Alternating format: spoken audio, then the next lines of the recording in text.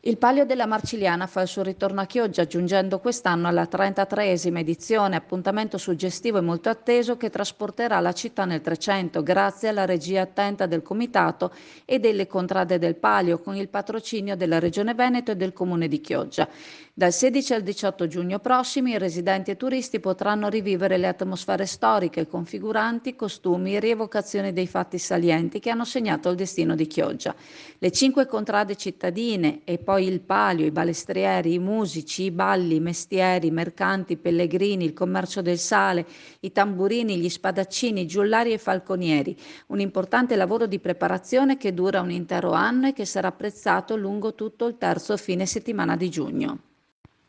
Il sindaco di Chioggia, Mauro Armelao, ha evidenziato l'importanza del Palio come uno degli eventi più attesi della città. Ricordiamo che proprio una delegazione della Marcigliana ha accolto i primi crocieristi giunti al porto ai Saloni, aprendo una nuova via di turismo per la città.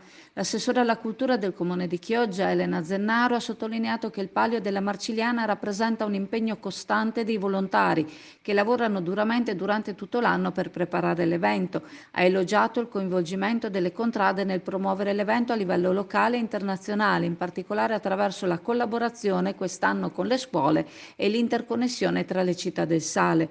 Il presidente del Comitato Palio della Marcigliana di Chioggia, Sandro Nordio, ha evidenziato l'importanza di coinvolgere anche le scuole nell'evento. Durante l'anno scolastico appena concluso sono stati coinvolti circa 300 alunni della scuola primaria Caccin di Sottomarina, insieme agli studenti degli istituti superiori Cestari Veronese. Un centinaio tra i più piccoli li rivedremo la mattina di sabato, partecipando attivamente nella rappresentazione con ciò che hanno imparato durante l'anno scolastico appena trascorso e mostrato al pubblico in occasione della festa di primavera a Scuola di Marcigliana, organizzata dalla scuola Caccin in collaborazione con le contrade. Qualche piccolo problema logistico impedirà a Ultra Venam di svolgersi secondo i programmi previsti, ma quello che fu il nuovo ingresso lo scorso anno è riconfermato in questo, anche se in forma più parca rispetto al preventivato.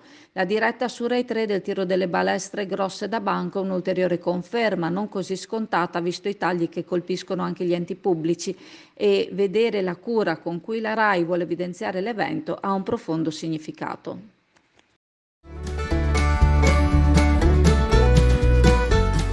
Sagra di Valli, fino al 12 giugno. Ogni sera vengono serviti 40 kg di tagliatelle, 40 kg di gnocchi, 130 kg di costine, una sessantina di polli e altrettante salsicce, consumato un bancale di legna per le braci. Chiuso martedì 6 giugno.